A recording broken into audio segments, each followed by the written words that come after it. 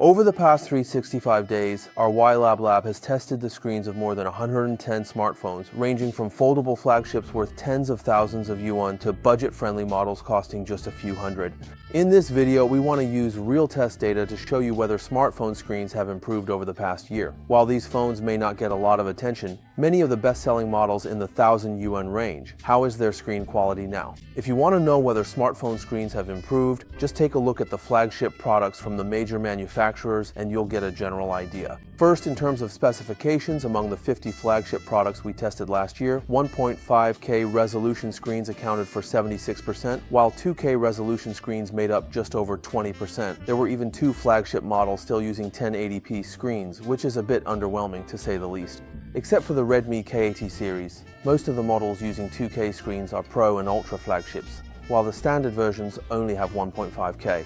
The hierarchy is really strict.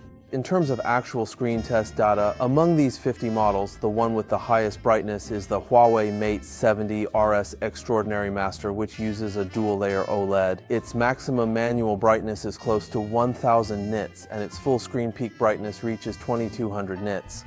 The brightness uniformity exceeds 98%, making it truly one of a kind. Looking further down, the flagship screens from iPhone, Oppo, and Vivo also have high brightness, with their maximum manual brightness generally exceeding 750 nits. The most conservative in brightness testing is Samsung. The default manual brightness setting on its S25 series models doesn't even reach 500 nits, which is quite rare to see in 2025. Finally, let's take a look at the situation with suppliers. Among these flagship models, domestic screens have captured over 80% of the market share, with half of those being BOE screens. Samsung screens only account for 16%, mostly used in Samsung's own flagships and the majority of iPhones. Returning to the question at the beginning, have smartphone screens made any progress in the past year? Judging from the obvious data, the improvement isn't that noticeable. Since flagship phones haven't seen many new breakthroughs, have budget phones benefited from the trickle-down of technology? These are all budget series products from various manufacturers that we've tested over the past 2 years, including Redmi's Classic Note and Number series, Oppo's A series, IQ Z series, and so on. According to our actual test data, the changes aren't very noticeable either. Take the Oppo A5 released this March as an example. Its brightness, peak brightness, brightness uniformity, and color performance aren't significantly different from the previous generation Oppo A3. In fact, even the screen's hardware specifications and supplies are pretty much the same. I'm actually a bit disappointed with this comparison because these traditional budget phones haven't seen much of an upgrade in their screens. So if my budget is only around 1,000 yuan, is there any way to pick a product with a better screen?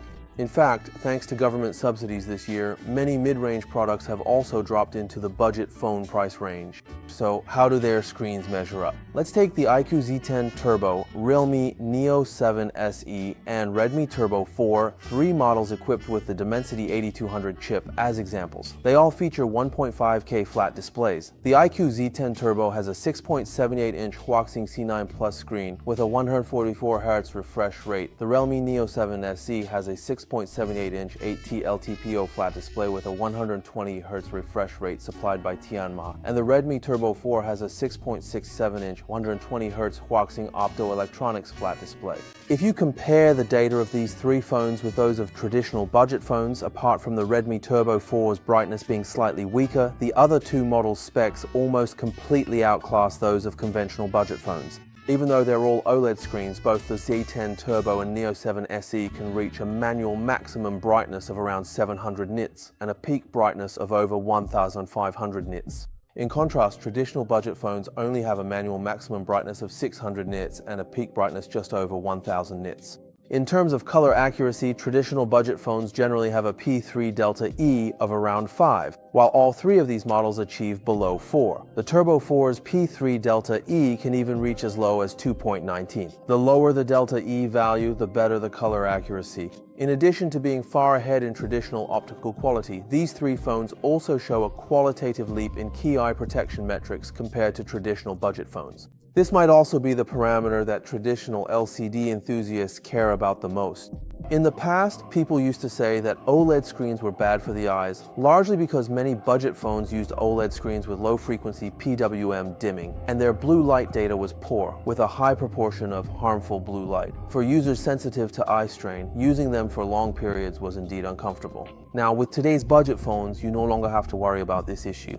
Taking these 3 phones as examples again, they all feature high-frequency PWM dimming settings, as well as an option for DC-like dimming. In actual tests, the proportion of harmful blue light in all of them is kept below 20%, whereas traditional budget phones are generally above 20%. With the data reviewed up to this point, I think the question raised at the beginning of the video has already been answered. In the past year, although the traditionally budget-oriented phone series haven't seen much improvement thanks to government subsidies, many mid-range products have now entered the budget phone category in terms of price. Compared to traditional budget phones, their screen quality, whether in terms of brightness, color, or eye protection features, is far superior.